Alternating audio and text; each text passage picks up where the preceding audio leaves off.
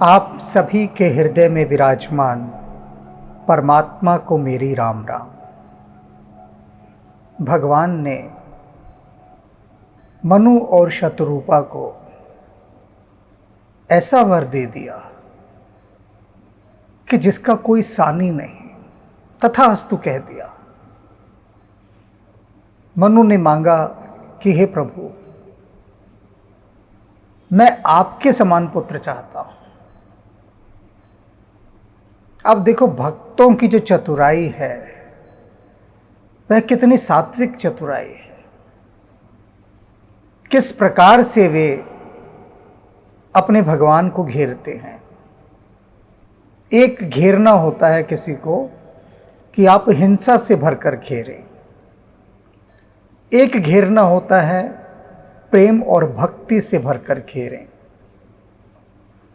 तो जो कहा गया है ना कि भक्त का हल तो भगवान भी जोतते हैं, किसी भय के कारण थोड़ी ना जोतते हैं।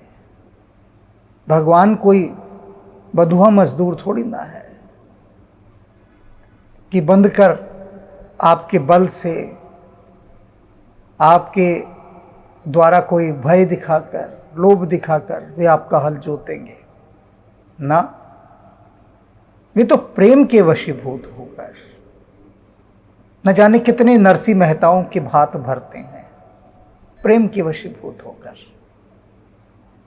न जाने विट्ठल बने कितनी देर कहां कहां बैठे रहते हैं, प्रेम के वशीभूत होकर। वे भाव के गुण ग्राहक हैं, भाव के भूखे हैं। तो मनु ने क्या चतुराई खेली कि प्रभु आप जैसा पुत्र चाहिए। तो भगवान कहते हैं, मैं अपने जैसा कहां खोजूं भाई, मैं तो स्वयं में अद्वितीय हूं। तो मैं ही तुम्हारे घर आकर जन्म ले लूंगा। क्या मांगा और क्या से क्या मिल गया। सोचा तो यही होगा कि भगवान कहेंगे ठीक है, तथास्तु तुम्हारे घर कोई जन्म ले लेगा, मेरे जैसा ही होगा। लेकिन कैसे कह सकते थे मेरे जैसा होगा, क्योंकि उनके जैसा कोई है ही नहीं।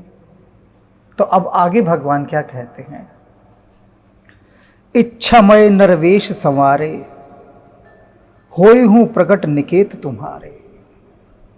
कि मैं स्वयं अपनी इच्छा से अपने रूप को सजाकर तुम्हारे घर में जन्म लूंगा, मनुष्य रूप धारण करूंगा अपनी इच्छा से, स्वेच्छा से, और फिर तुम्हारे घर में मैं जन्म लूंगा। बात ठहरने की है। आप और हम क्या अपनी इच्छा से जन्मे हैं? आज यदि हम में से किसी से भी ये पूछा जाए कि आपके पास एक ऑप्शन है, एक विकल्प है कि आप अगले जन्म में किसके यहां जन्म लेना चाहेंगे, एक विकल्प रख दिया जाए परमात्मा की तरफ से कि आपको स्वतंत्रता है इस समय चुनने की, आप चुनिए अगले जन्म में आप कहां जन्म लेना चाहेंगे। तो मुझे इस विषय में कुछ कहने की आवश्यकता नहीं है। सभी जो घर चुनेंगे सभी को मालूम है, सबको पहले से तय है आज से कि उन्होंने कौन सा घर चुनना है।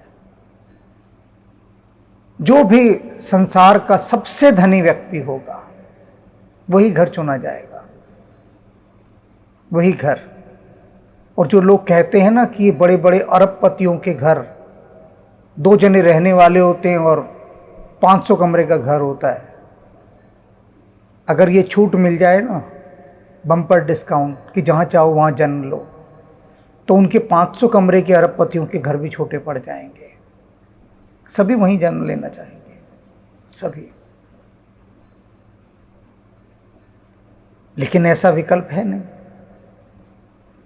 अब थोड़ा सा हम पीछे लौटते हैं भीष्म पितामह के पास। सभी ने सुना होगा उनको इच्छा मृत्यु का वरदान प्राप्त था,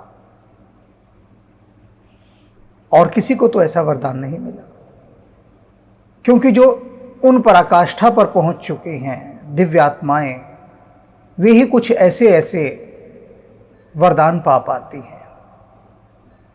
और यह वरदान हमें भी किसी को प्राप्त नहीं है कि जब हम चाहें, जब हमारी इच्छा हो, तब हम अपने प्राणों को कहें कि तू चला जा। नहीं है। और उधर भगवान के पास है।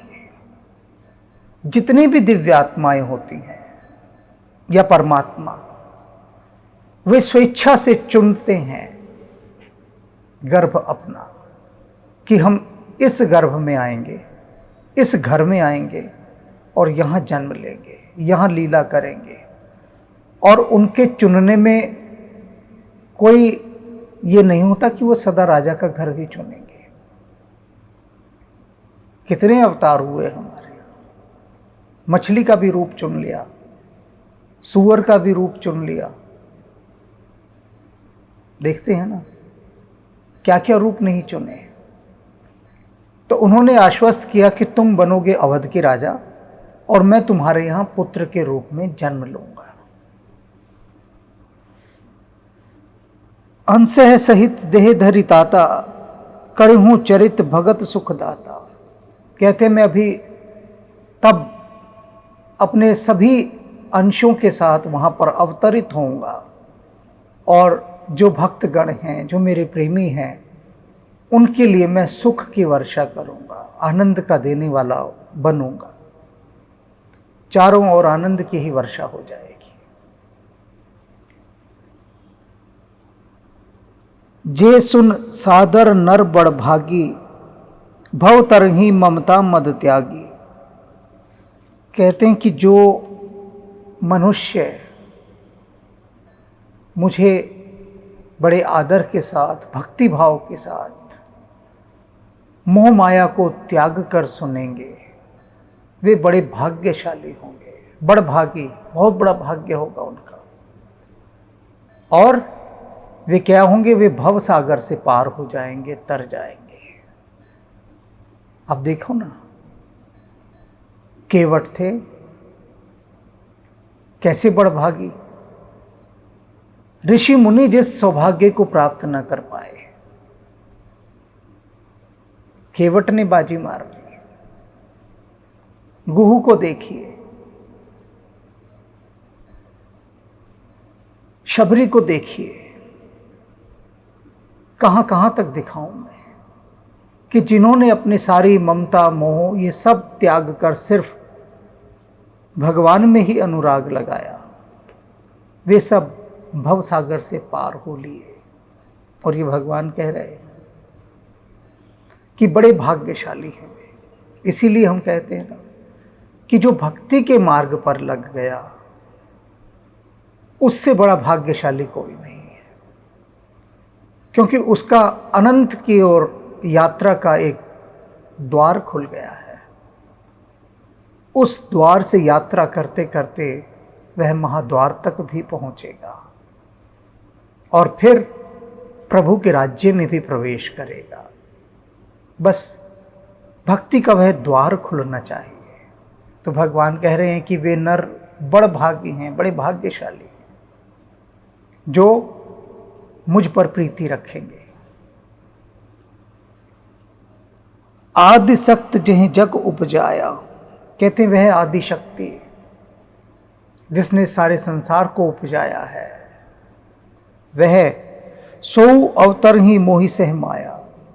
वह माया के साथ मेरे साथ अवतरित होंगे। कहते मैं अकेला नहीं होऊंगा, मेरे साथ जो आद्य शक्ति हैं वे भी जन्म लेंगे, वे भी मेरे साथ ही आएंगे।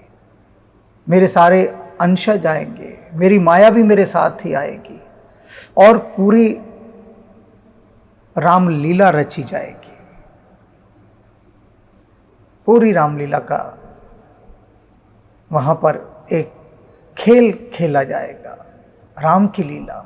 वे लीला करेंगे आकर।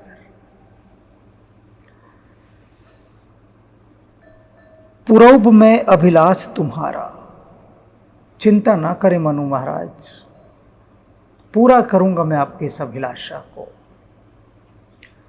सत्य सत्यपन सत्य हमारा, भगवान कह रहे हैं, यह मेरा सत्य वचन है, सत्य वचन है, सत्य वचन है। 3 बार कहते हैं कि आपकी अभिलाषा को मैं पूरा करूंगा। ऐसा मत समझ लीजिएगा कि मैंने यूं ही कह दिया है, पूर्ण होगी आपकी अभिलाषा, और यह मेरा सत्य वचन है। 3 बार कह रहे हैं। पुन पुन अस कही कृपा निधाना, बार बार ऐसा कहा उन कृपा निधान ने। क्यों कहा 3 बार?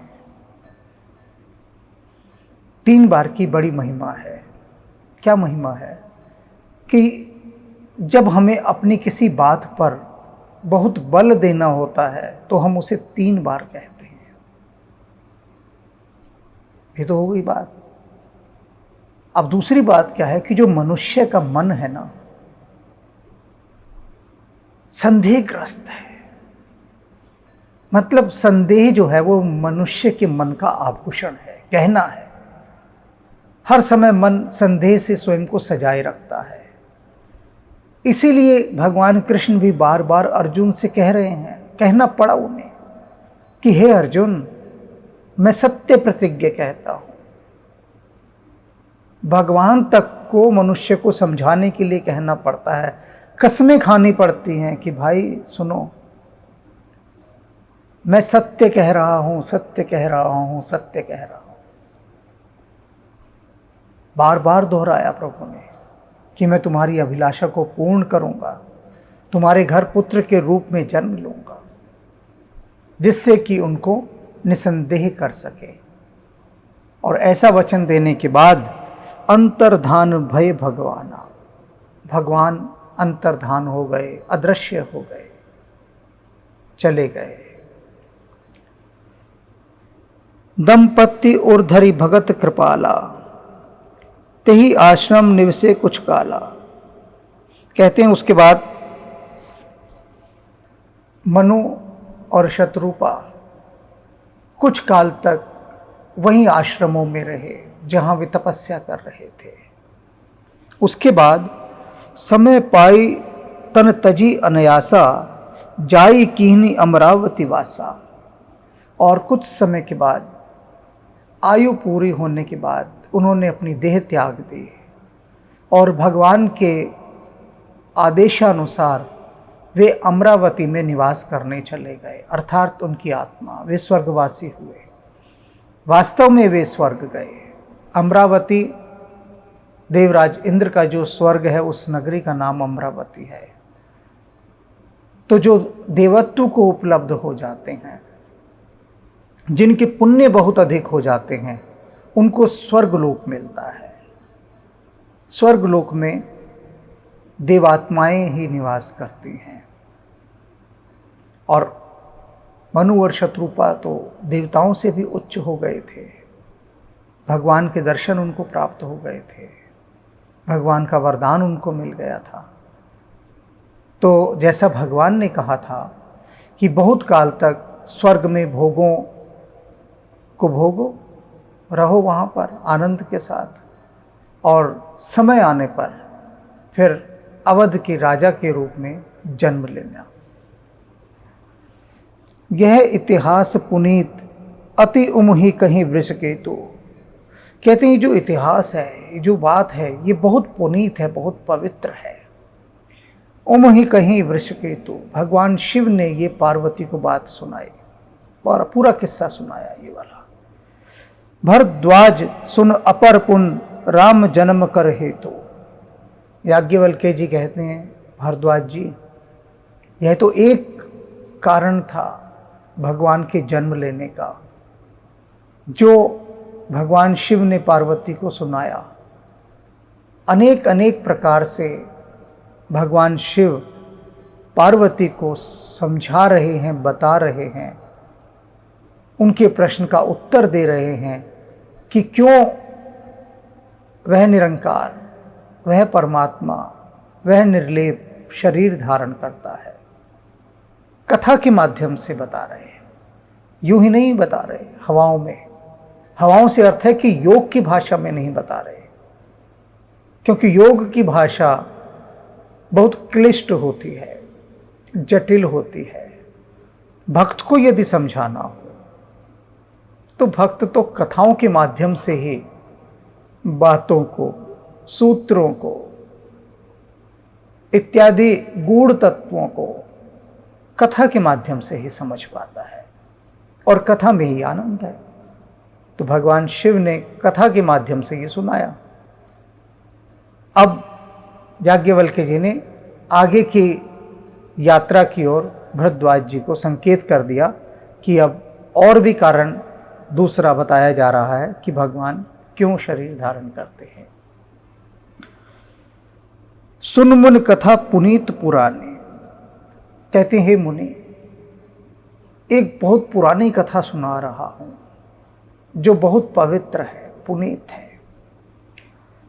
जो गिरजा प्रति शंभु बखाने, और यह भी वह कथा है जो भगवान शिव ने पार्वती को सुनाई थी। अब आप देखते हैं एक बात कि भगवान शिव पार्वती को कितनी कथाएं सुनाते हैं। सुना रहे हैं ना कितनी कथाएं। जो अभी रामचरितमानस के ये एपिसोड्स देख रहे हैं, नियमित देख रहे हैं, वे अनुभव कर रहे होंगे इस समय मेरे इस कथन को कि भगवान शिव पार्वती को कितनी कथाएं सुना रहे हैं, किस किस प्रकार से समझा रहे हैं। तो ये दायित्व पति के रूप में होना चाहिए पुरुषों का कि वे अपनी पत्नी को कथाओं के माध्यम से, अन्य प्रसंगों के माध्यम से किसी भी बात को, उसके तत्व को गहराई से समझाए। मैंने बात कह दी है, लेकिन आप सब लगातार सोच रहे होंगे कि कौन सी कहानी सुनाएं, कैसी कहानी सुनाएं, क्या समझाएं, क्योंकि हमें तो पत्नी से लड़ने की फुर्सत नहीं है। लड़ने से फुर्सत मिले तब कुछ कहानी सुनाए ना। ये जो क्लेश हम इतना मचाते हैं आपस में पति पत्नी, उससे ही मुक्ति नहीं मिलती। कथा, यही कथा है हमारी। पति पत्नी का आपस में लगातार वाक युद्ध होना, बहसें होना, क्लेश होना, यही जीवन की कथा रह गई है। तो फिर भक्ति कब कीजिएगा? अगर व्यर्थ की बातों में ही पति पत्नी झगड़ते रहे तो भक्ति कब करेंगे? भक्ति होता है साथ मिलके कथाएं कहना, सुमिरन करना, जाप करना, कुछ भी करना, उसके ध्यान में लीन रहना। सीधी सीधी बात है, उसके ध्यान में रहना, उसकी याद में रहना। उसकी अनेक विधियां हैं, कोई भी चुन ली जाए। तो यहां पर एक इशारे के लिए बता रहा हूं मैं कि भगवान शिव पार्वती को कितनी कथाएं सुना रहे हैं, और कथाओं के माध्यम से रसपान कराते हुए गहन सूत्रों पर चर्चा कर रहे हैं। विश्व विदित एक केकय देश, कहते सारा संसार जानता है केकय नाम का एक देश था। अभी कथा शुरू हो गई है। भगवान शिव सुना रहे हैं पार्वती को कि सुनो पार्वती, सारा संसार इस देश को जानता है जिसका नाम केकय है। सत्य केतु तहाँ बसहि नरेशु, और वहां के जो राजा थे उनका नाम था सत्य केतु। बड़ा प्यारा नाम है। सत्य का झंडा लिए जो चल रहा है, सत्य की पताका लिए जो चल रहा है, सत्य केतु वहां का राजा। धर्म धुरंधर नीति निधाना, कैसा राजा था जो धर्म में बड़ा धुरंधर था, नीति निधाना, नीतियों का घर था, धर्म के मार्ग पर चलता था, ऐसा राजा था। यथा नाम तथा गुण, पहले में ही बात आ गई। नाम है धर्म केतु और सत्य केतु, नाम है सत्य केतु, और धर्म के मार्ग पर, नीति के मार्ग पर चल रहा। तेज प्रताप शील बलवाना, तेजस्वी था। तेजस्वी कहते हैं जो किसी पर अन्याय होती ना देख सके। प्रतापशील बलवाना, बड़ा प्रतापी था, बलवान था और शीलवान था। ये देखो, ये सारे गुण एक साथ। शक्ति थी बहुत, बल था, लेकिन शीलता थी, विनम्रता थी, तेजस्विता थी। ये दोनों गुणों का समावेश बहुत मुश्किल से होता है। अगर बल है, शक्ति है, तो शीलता नहीं होती, गुणों का लोप हो जाता है, अहंकार आ जाता है और व्यक्ति कठोर हो जाता है, शिष्टाचार नहीं रहता। आपने देखा होगा ना, कई बार पत्रकार दिखाते हैं कि वो बड़े से बड़ा मंत्री है और किस तरह से वो बड़े बड़े सरकारी अधिकारियों को दुत्कार रहा है, झिड़क रहा है, बदतमीजी से बोल रहा है। अब वो सरकारी अधिकारी, बड़ा अफसर, वो तो सर सर सर सर करता, इसी सरसराहट में मंत्री के पीछे घूमता रहता है, डोलता रहता है, और मंत्री उसको कैसी अभद्र भाषा में दुत्कारता है। कई बार आपने ऐसे प्रसंग देखे होंगे। तो मंत्री के पास क्या है? शक्ति है, बल है, लेकिन विनम्रता चली गई। जानी ही थी, बिल्कुल जानी थी। विनम्रता केवल उसी हृदय में ठहर सकती है जहां भक्ति हो। जैसे ये सत्यकेतु बताए, नीति निपुण भक्त प्रकृति के, तो शील भीतर रहता है, शीतलता भीतर रहती है, शालीनता और विनम्रता भीतर रहती है, क्योंकि भक्ति का भाव अपने सामने किसी को छोटा, तुच्छहीन या नीच नहीं समझता। वह तो देखता है कि ठीक है, अगर कोई निर्धन है मुझसे,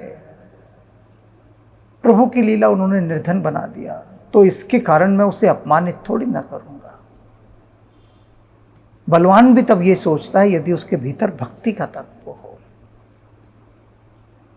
अक्सर देखा होगा आपने, फिल्मों में दिखाते हैं, मैं फिल्मों की बात करता हूं क्योंकि वही जिंदगी है, कि अमीरजादे यानी अमीरों के बच्चे कितने बिगड़े हुए दिखाते हैं उसमें, कितने बिगड़े हुए। अमीर भी खुद बिगड़ा हुआ दिखाते हैं। क्यों? क्योंकि पैसे के आते ही गुरूर आ गया, इंसान समझता है मैं खुदा हो गया, और अब बस मैं ही मैं, और कोई है ही नहीं। तो भीतर से सारी विनम्रता गायब हो जाती है, समाप्त हो जाती है। लेकिन यहां ऐसा नहीं। तेहि के भय जुगल सुत बीरा, और कहते हैं उसके 2 पुत्र थे, बहुत वीर, सत्यकेतु के 2 पुत्र। सब गुण धाम महारणधीरा, सब गुणों के धाम थे, घर थे। राजा है, पैसा ही पैसा, ये तो कहने की आवश्यकता नहीं कि राजा है तो अमीर है, ये तो व्यर्थ की बात हो गई। अब दोनों पुत्र उसके कोई विलासी नहीं, कोई दुष्ट नहीं, क्रूर नहीं। क्यों? क्योंकि धर्म में आत्मा थी उस राजा की। तो उसके दोनों ही पुत्र, जो कि बहुत रणवीर थे, योद्धा थे, लेकिन उसके बाद भी गुणों के एक भंडार थे। राजधनी जो सेठ सुत आही, नाम प्रताप भानु अस्ताही।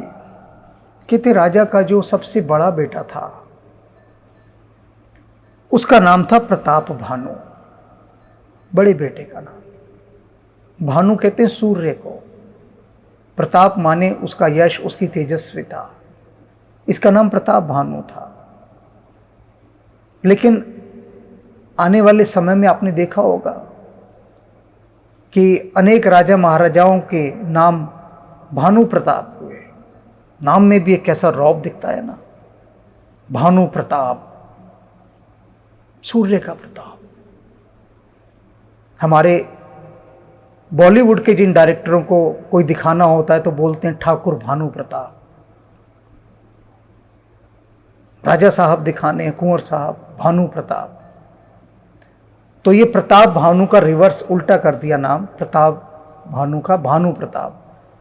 क्यों रखा गया इतने लंबे काल तक नाम, ये आपको भी बात समझ में आ जाएगी। कि जो भानु प्रताप नाम है क्यों इतना प्रसिद्ध हुआ, इन्हीं प्रताप भानु राजा के कारण। तो क्या विशेषता थी इनमें, यही जानते हैं। अपर सुत ही अरिमर्दन नामा, और उनका जो छोटा बेटा था दूसरा, प्रताप भानु से छोटा बेटा, उसका नाम था अरिमर्दन। अरि कहते हैं शत्रु को, मर्दन कहते हैं मारने वाला, नीचा दिखाने वाला, उसे कमज़ोर करने वाला। तो जो शत्रु को मारने वाला था, यह उसका नाम था अरिमर्दन, छोटे बेटे का नाम। भुजबल अतुल अचल संग्रामा, और उसकी भुजाओं में बहुत बल था। संग्राम में, युद्धों में वो अचल रहता था, डोलता नहीं था, शत्रुओं का संहार कर देता था। यथा नाम तथा गुण, राजा का जो नाम सत्यकेतु, बिल्कुल सत्य की पताका लिए राजा चल रहा है। बड़े बेटे का नाम प्रताप भानु, सूर्य के समान प्रतापी, तेजस्वी। छोटे बेटे का नाम अरिमर्दन, शत्रुओं का नाश करने वाला, वीर, शील। भाई ही परम समीति, सकल दोष छल वर्जित प्रीति। और कैसे थे दोनों भाई, एक दूसरे पर जान छिड़कने वाले, प्रेम करने वाले, सारे दोष लोभ मोह सबको दूर रखकर, ईर्ष्या द्वेष इत्यादि सबको दूर रखकर केवल और केवल एक दूसरे से प्रेम करने वाले, गहरी प्रीति लिए हुए, एक दूसरे की प्रगति को देखकर उत्साहित होने वाले, ऐसे भाई, दोनों भाई जो एक दूसरे के प्रति गहरे प्रेम से भरे हुए, वेदों के उस मंत्र को अपने जीवन का आदर्श मानते हुए, जिसमें कहा गया ओम सहना भवतु सहनौ भुनक्तु सह वीर्यम करवावहे तेजस्विनाम वधीतुमस्तु मां विद्वेषावहे। सारे द्वेषों को त्याग कर, क्योंकि भाइयों में जो द्वेष है वो जगत विदित है। सारे संसार में जो झगड़े चल रहे हैं वो शत्रुओं के कम है, भाइयों के ज्यादा है। क्योंकि घर घर में भाई हैं, शत्रु तो घर घर में नहीं है। हर घर में भाई है लगभग। अपना ना हुआ तो मौसेरा हो गया, चचेरा हो गया, फुफेरा हो गया, ममेरा हो गया, अनेक भाई। तो भाइयों के ही झगड़े समाप्त नहीं होते संसार में, भाइयों का द्वेष। लेकिन ये दोनों भाई सारे द्वेषों को छोड़कर केवल एक दूसरे के प्रति जान छिड़कते थे, प्रेम करते थे। जेठ सुत ही राज निरपदीना, क्या थे जो सत्यकेतु थे, उन्होंने अपने बड़े बेटे को राजपाट सौंप दिया कि लो भैया संभालो राजपाट। क्योंकि परंपरा यही है कि बड़ा बेटा ही राजा बनता है, तो उसको राजपाट दे दिया। हर हित आप गवन बन कीना, और भक्ति करने के लिए अब जंगल की ओर अपना मुख कर लिया, जंगलों में चले गए, बेटे को दे दिया राजपाट। यही होता था प्राचीन काल में, सब कुछ सौंप कर बेटे को जंगल चले जाते थे कि अब जो शेष जीवन बचा है वो ईश्वर की भक्ति में बिताएंगे सारा जीवन। जो दायित्व थे वो सब पूरे हो गए। दायित्वों के रहते हुए भी परमात्मा का नाम लिया, किंतु तब पूर्ण रूपेण समय नहीं मिल पाता था परमात्मा के लिए। अभी भी देखिए, कुछ लोगों से मैं बात करता हूं तो वो कहते हैं कि जब हम रिटायर हो जाएंगे ना तब हम भक्ति करेंगे।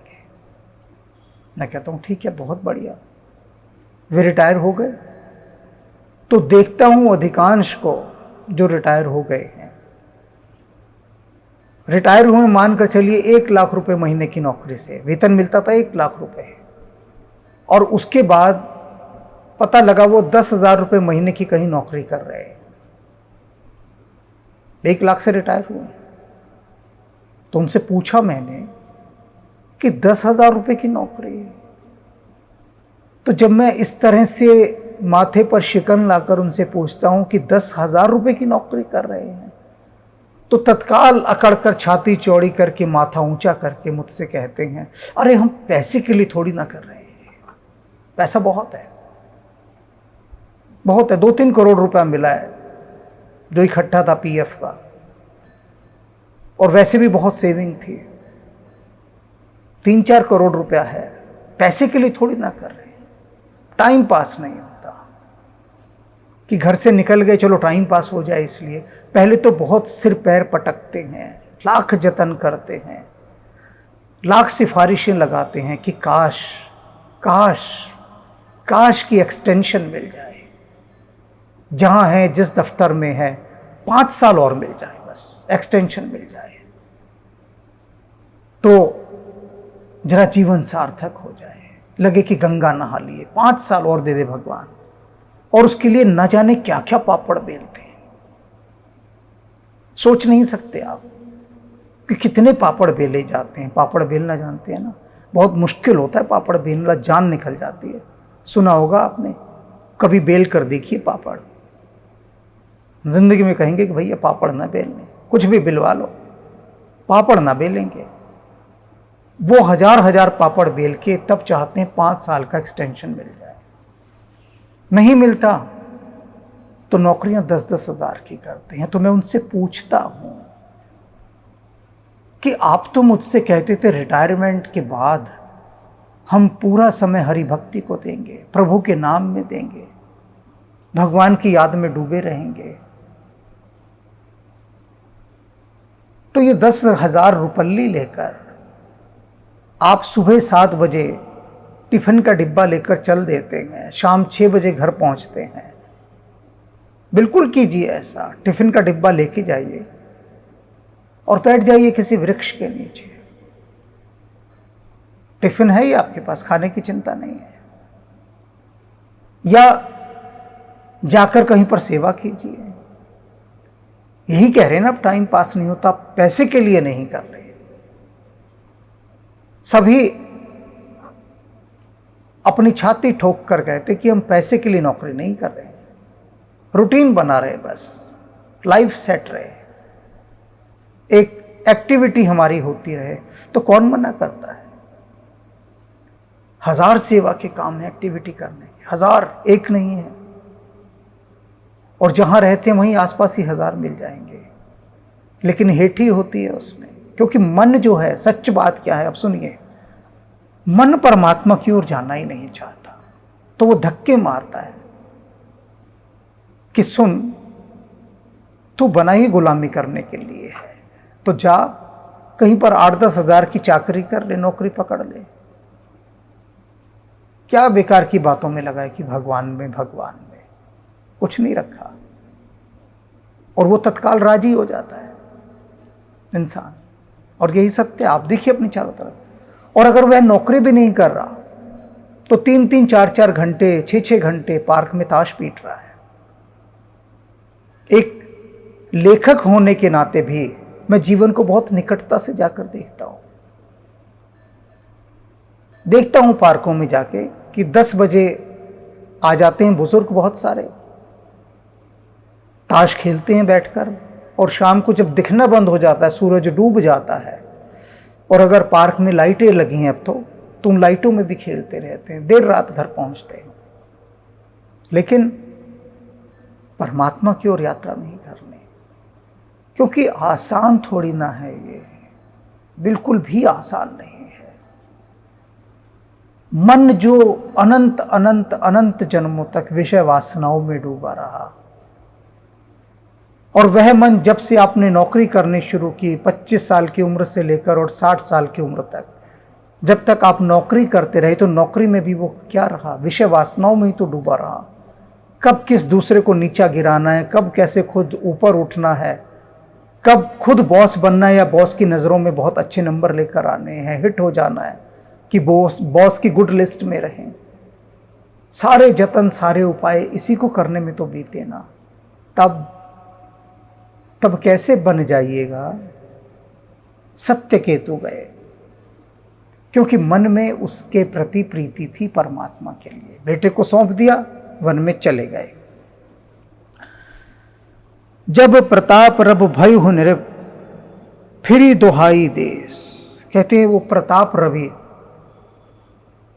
प्रताप भानु नाम है ना, रवि भी वही नाम है, पर्यायवाची। तो कहते हैं जब प्रताप भानु राजा बने तो क्या हुआ, भय हो नृप फिरी दुहाई देश, पूरे देश में उनके नाम की दुहाई दिए जाने लगे। क्या बात कही है, कमाल कर दिया। तुलसीदास जी ने ये एक बात लिखकर भगवान शिव के मुख से कहलवाकर कमाल कर दिया कि प्रताप भानु के नाम की दुहाई दी जाती थी, यानी कस्में उठाई जाती थी उनके नाम की। कैसा राजा होगा। अब बात समझ में आ रही है कि क्यों हमारे हिंदी फिल्मों के लोग नाम रखते हैं ठाकुर भानु प्रताप या प्रताप भानु। क्यों? इसीलिए कि उनके नाम की कस्में उठाई जाती थी। ऐसे राजा हुए हैं ये प्रताप भानु। अब एक बात बताऊं, यहां पर जो मैं गहरे सूत्र पकड़कर व्याख्या कर रहा हूं, जहां दूर तक बात ले जा सकता हूं ले जा रहा हूं। न्यायालयों में कस्में उठाने के लिए गीता रखी गई है। जैसे यहां भानु प्रताप की लोग कस्में उठाते हैं, हमारे देश में कस्में उठाने के लिए गीता है। ये गीता पर रखकर हाथ रखकर कसम खाओ। क्यों भैया, गीता पर हाथ रखकर क्यों कसम खाएं? भगवान कृष्ण पर हाथ रख के क्यों ना खाएं, जिनसे गीता जन्मी है? बताइए।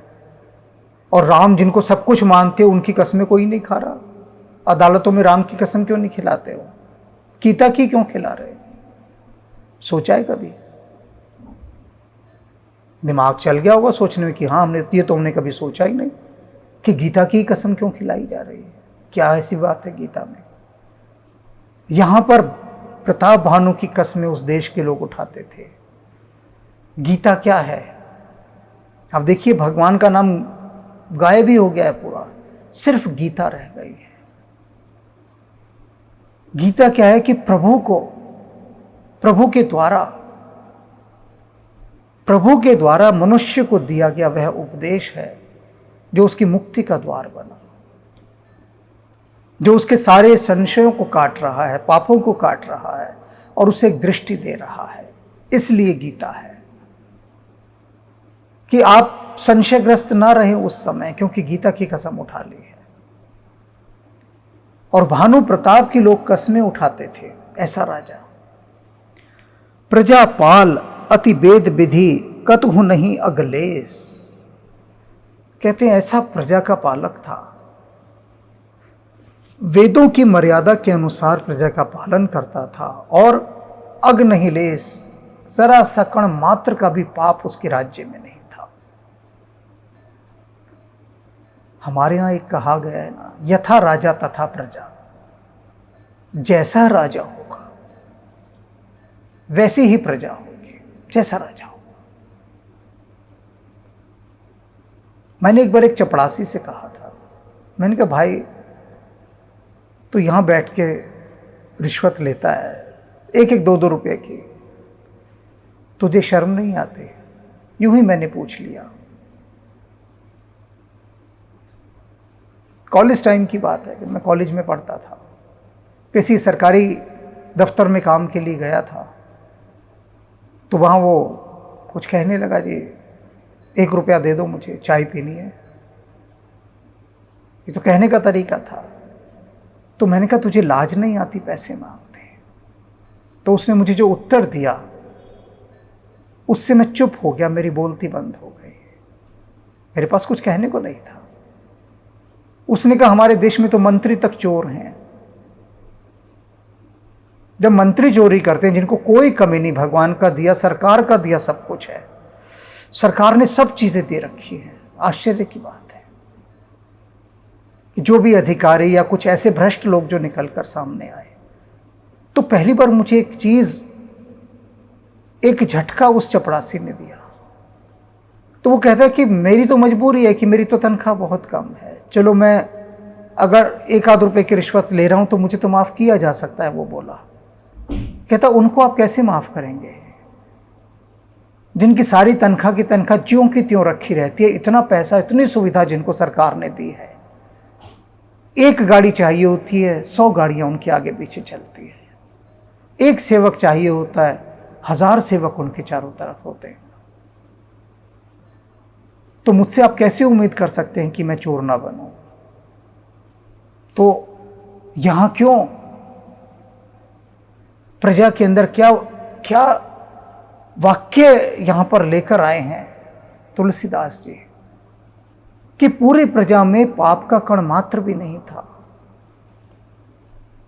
कहते हो नहीं अगलेश, लेश मात्र को भी अग माने पाप नहीं था।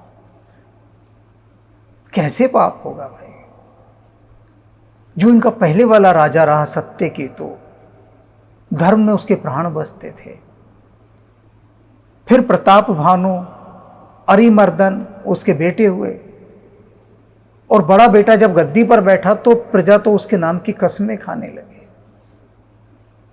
इतना पवित्र आत्मा राजा। तो जब राजा इतना पवित्र होगा तो प्रजा में पाप तो रह ही नहीं सकता। ये सत्य वचन है भारत का आप्त वचन कि यथा राजा तथा प्रजा। राजा का ही प्रतिबिंब होती है प्रजा। नृप हितकारक सचिव सयाना। अब कहते हैं उस राजा का एक बड़ा सयाना सचिव था, मंत्री था। बात और खुलती जा रही है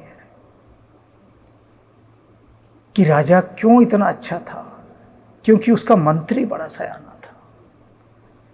मंत्री ही दरअसल राजा को चलाता है।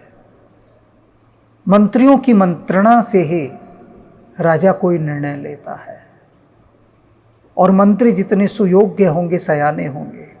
अब इसका एक सयाना मंत्री था, एक ही शेर तो एक ही काफी होता है। आपको पता है कि सभी को पता है, अकबर के पास बीरबल था। बीरबल जो सलाह देता था, नीतिवान सलाह देता था, और बीरबल के कारण ही प्रताप फैला इतना, अकबर का इतना यश फैला। ऐसा मंत्री था वो, बिना किसी की परवाह किए सत्य कहता था अकबर से, बिना किसी लाग लपेट के, बिना कुछ डरे। मानता है बुरा तो अकबर मान जाए, लेकिन राजा को जो बात कहनी है, सत्य कहनी है, वास्तविकता कहनी है। तो वह मंत्री था नृप हितकारक। नृप राजा का हित चाहने वाला, हितकारक। नाम धर्म रुचि शुक्र समाना। अब देखो नाम क्या था, धर्म रुचि, जिसकी धर्म में रुचि हो। कितने प्यारे नाम हैं सबके, एक से एक। और केवल नाम ही नहीं है प्यारे, नामों पर चलते भी हैं। सभी ने दुर्योधन नाम सुना होगा ना, दुर्योधन। आप कहेंगे कि हाँ कैसी बात करते हैं। कृष्ण का नाम चाहे ना सुना हो एक बार, राम का नाम चाहे ना सुना हो, दुर्योधन का तो नाम हम बहुत सुने हैं। और उसके भाई दुशासन, अरे उसको तो कभी भूले ही नहीं है। वही जो द्रौपदी का चीरहरण किए थे, तो दुर्योधन का नाम सबको याद होगा। लेकिन मैं आपको बताऊं, उसका असली नाम नहीं था ये, उसका नाम सुयोधन था। सुयोधन बड़ा प्यारा नाम था। जैसे यहाँ सारे अच्छे नाम हैं ना, सत्यकेतु, धर्मरुचि, तो उसने अपना नाम बदल लिया। वो बुरा मानता था, कहता मुझे सुयोधन क्यों कहते हो, नहीं दुर्योधन कहो। उसने अपने आप को कठोर और बुरा प्रदर्शित करने के लिए, भीतर का तत्व वही था ना, तो नाम भी अपना बदला उसने कि सब मुझे दुर्योधन नहीं कहेंगे, कोई सुयोधन कहकर नहीं पुकारेगा। सुयोधन जो बहुत सुंदर ढंग से युद्ध करे। तो उसने कहा सुंदर ढंग से कौन करे, मुझे तो मारना है सामने वाले को, कैसे भी मारूं। बुरे ढंग से मारूंगा, मैं तो षड्यंत्रों से मारूंगा, कुचक्रों से मारूंगा, साजिशों से मारूंगा, तो दुर्योधन मेरा नाम होना चाहिए। उसने अपना नाम दुर्योधन रखा और बचपन से ही उसने वो सारे काम किए जो दूसरे को सताने वाले थे। तो नाम कितना प्रभाव डालता है, आप ही देखिए। तो सचिव का नाम धर्मरुचि, और कैसा था? गुरु शुक्राचार्य के समान। शुक्राचार्य, उनके लिए क्या कहा जा सकता है? कुछ नहीं, उच्च कोटि के गुरु। ऐसा शुक्राचार्य के समान दूरदर्शी, नीतिवान, धर्मज्ञ प्रताप भानु का मंत्री था वह। सचिव सयान बंधु बलबीरा, आप प्रताप पुंज रत्न धीरा। कहते हैं, और इसके साथ साथ वो क्या था? बहुत बलवान था, वीर था। ऐसा नहीं था। और अपने भाइयों के साथ मिलकर भानु प्रताप भानु राज्य चलाते थे। सेन संग चतुरंग अपारा, उनकी चतुरंगनी सेना बड़ी अपार थी। अमित सुभट सब समर जुझारा, और उसके अंदर जो योद्धा थे वो ऐसे थे कि जो मृत्यु से भी नहीं डरते थे, मृत्यु का सामना करते थे, जूझते थे मृत्यु से जाकर।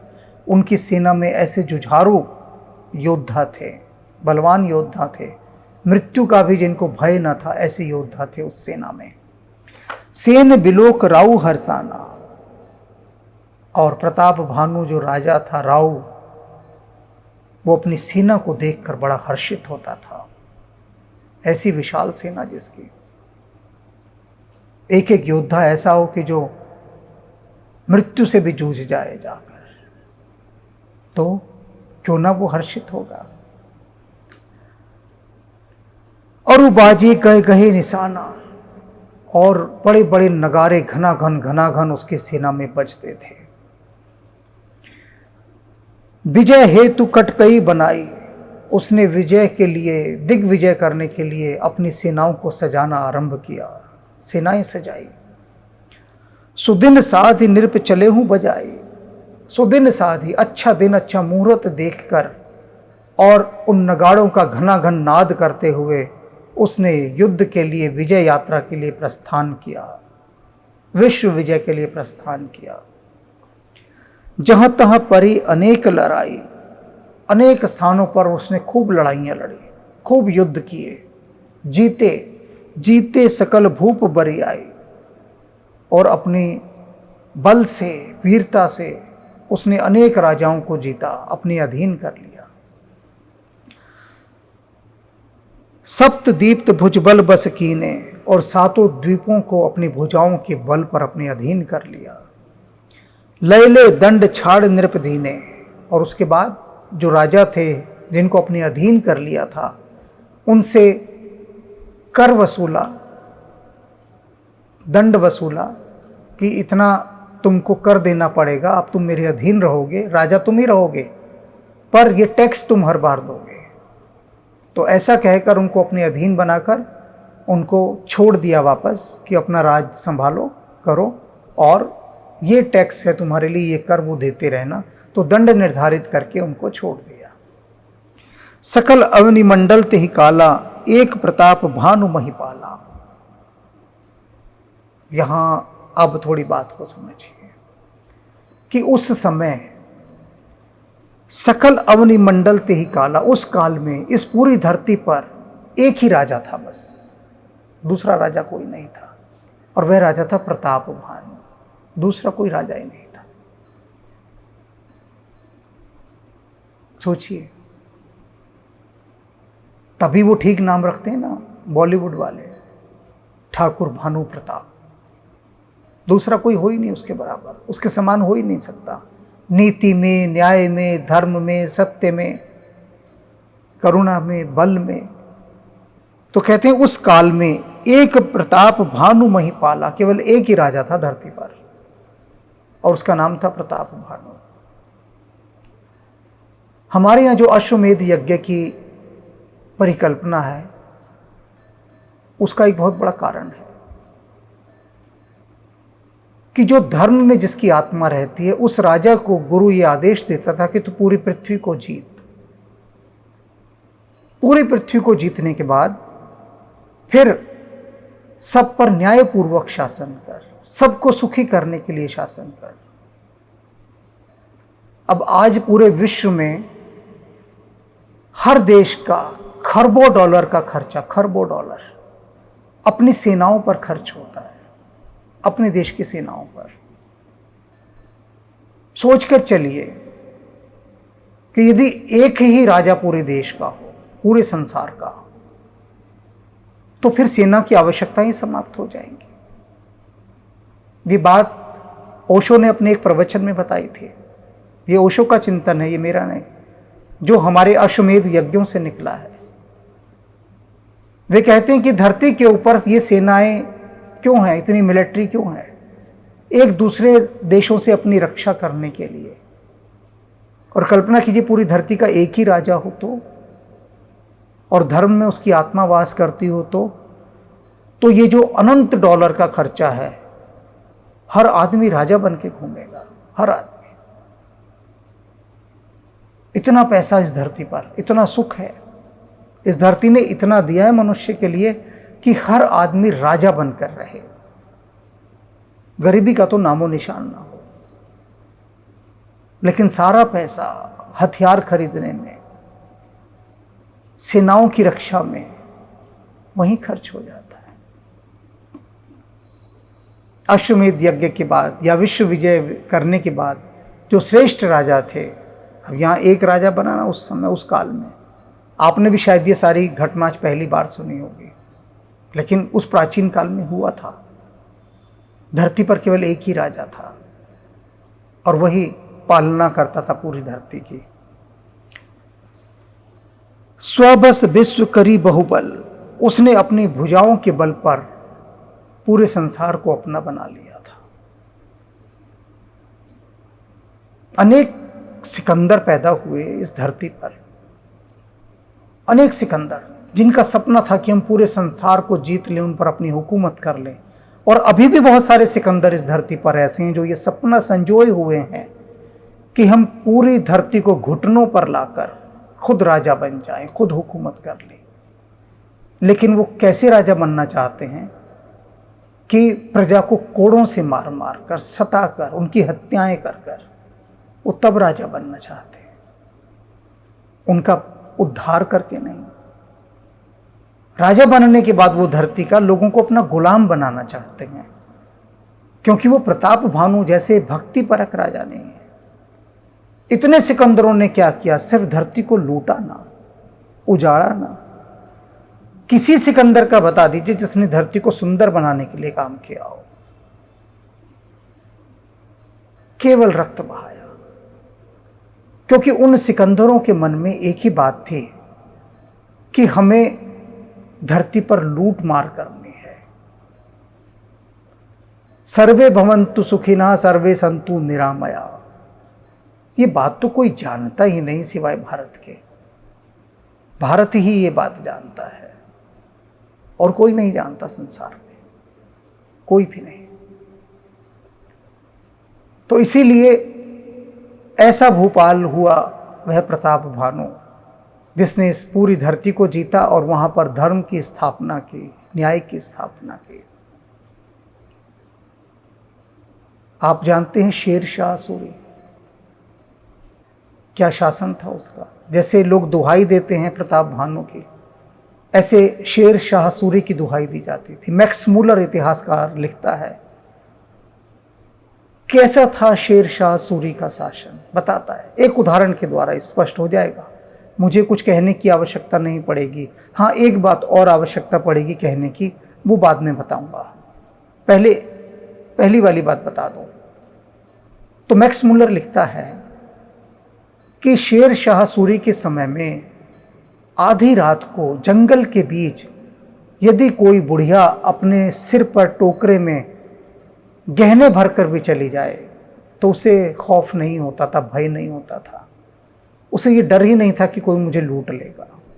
बुढ़िया टोकरों के अंदर क्या रखा है, उस टोकरे में गहने आभूषण, उससे भरा हुआ। बुढ़िया तो असहाय होती है ना, बच्चा भी लूट ले, कहते उसे उतना भी डर नहीं था, क्योंकि शेर शाह सूरी का एक मंत्र था बहुत बड़ा। एक ही बात कहता था शेर शाह सूरी कि न्याय सबसे उत्तम धार्मिक संस्कार है।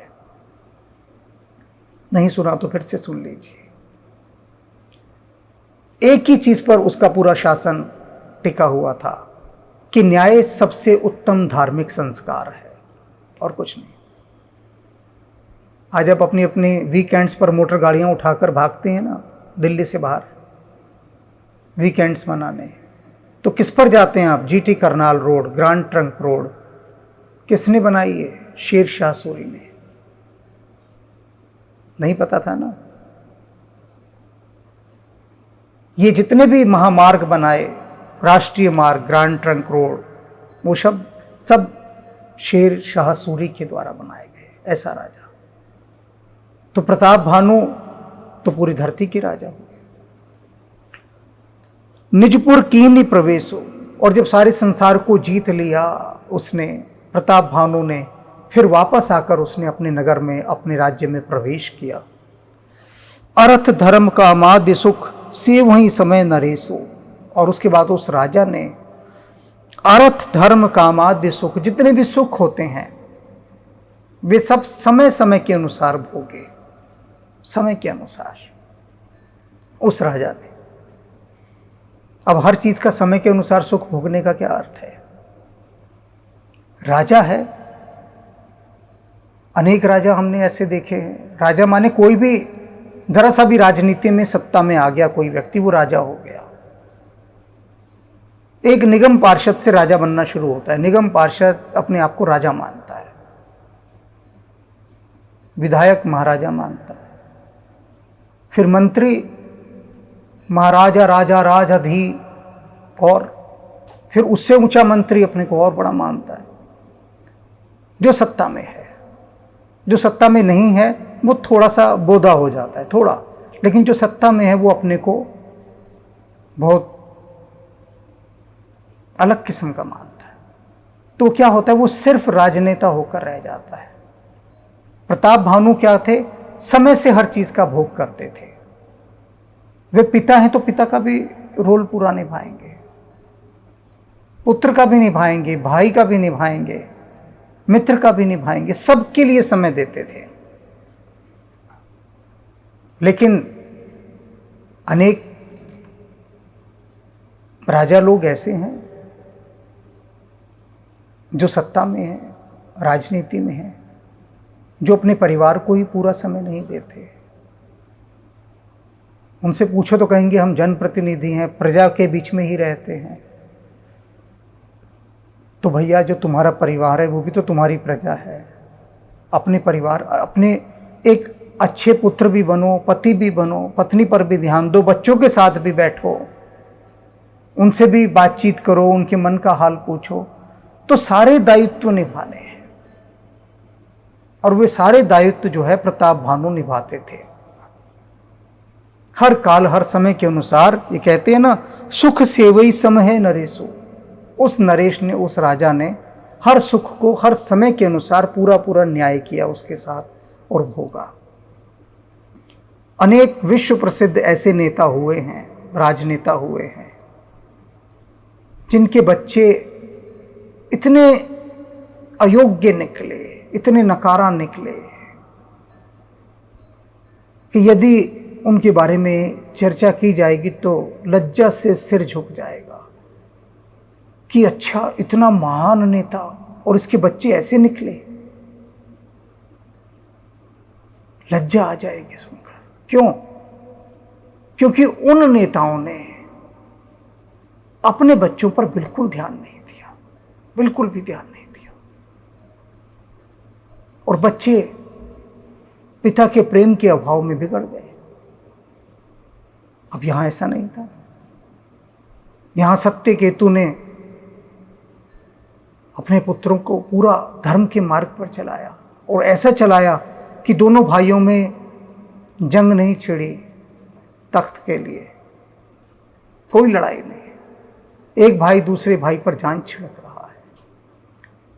और हमारे भारत के अंदर यही होता था प्राचीन काल में कि राजा अपने बेटे को गुरुकुल में भेजता था कि जा बेटा, गुरु के पास जा, लकड़ियां बीन, गोबर उठा, सूखे पत्ते बीन, खाना बना, झाड़ू लगा, जो काम श्रम का हो सकता था, मेहनत का हो सकता था, खूब कर, और गुरु की गालियां भी सुन।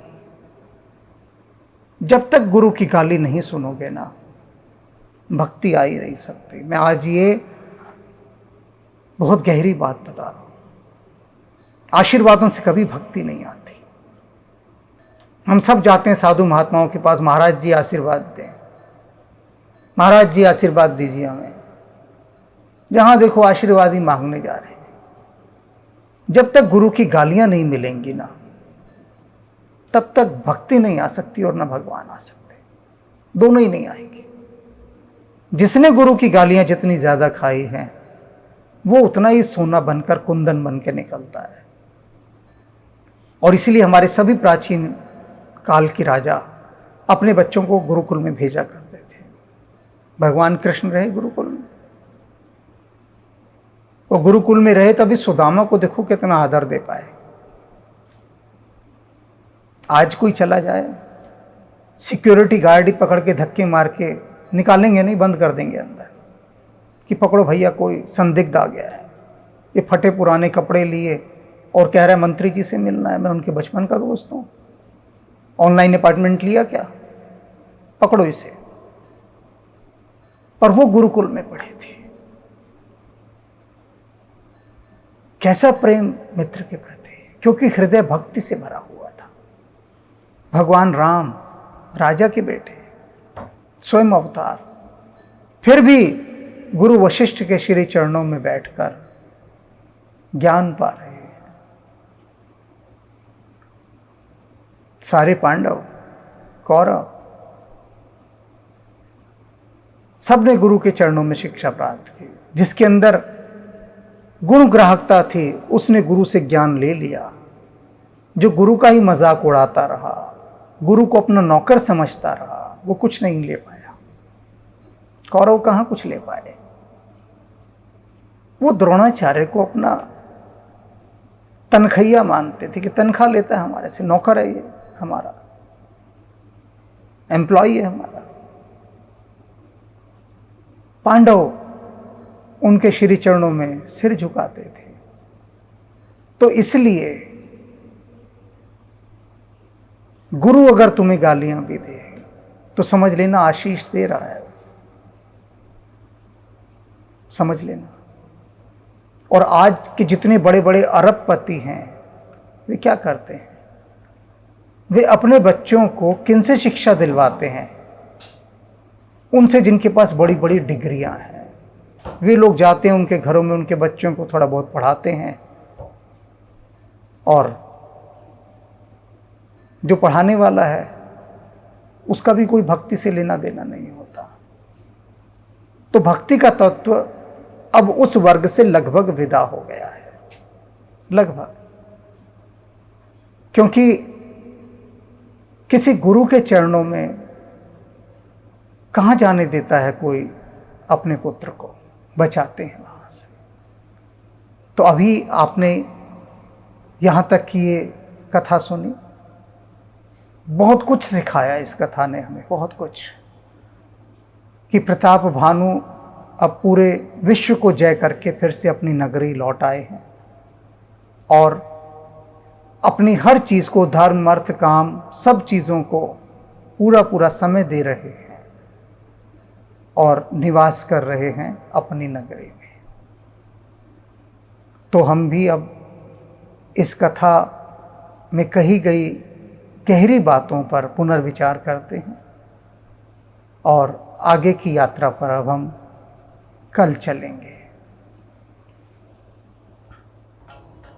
इच्छामय नर बेस संवारे, होइयों प्रगट निकेत तुम्हारे। अनसन सहित देह धरि ताता, करिहउँ चरित भगत सुखदाता। जे सुनि सादर नर बड़ बागी, भव तरिहइ ममता मद त्यागी। आदि शक्ति जेहि जग उपजाया, सो अवतरहि मोरी यह माया। पूर्व में अभिलाष तुम्हारा, सत्य सत्यपन सत्य हमारा। पुनि पुनि अस कही कृपा निदाना, अंतर्धान भये भगवाना। दंपति उर धरि भगत कृपाला, तेहि आश्रम निवसे कछु काला। समय पाई तनु तजि अनयासा, जाई कीन अमरावती बासा। यह इतिहास पुनीत अति, उमहि कही वृषकेतु। भरद्वाज सुनु अपर पुनि, राम जन्म कर हेतु। सुनु मुनि कथा पुनीत पुरानी, जो गिरिजापति शंभु बखानी। विश्व विदित एक कैकय देशु, सत्य केतु तह बसई नरेशु। धर्म धुरंधर नीति निधाना, तेज प्रतापशील बलवाना। तेहि के भय जुगल सुत बीरा, सब गुण धाम महारन धीरा। राजधनी जो जेठ सुत आही, नाम प्रताप भानु अस ताही। अपर सुतई अरिमर्दन नामा, भुजबल अतुल अचल संग्रामा।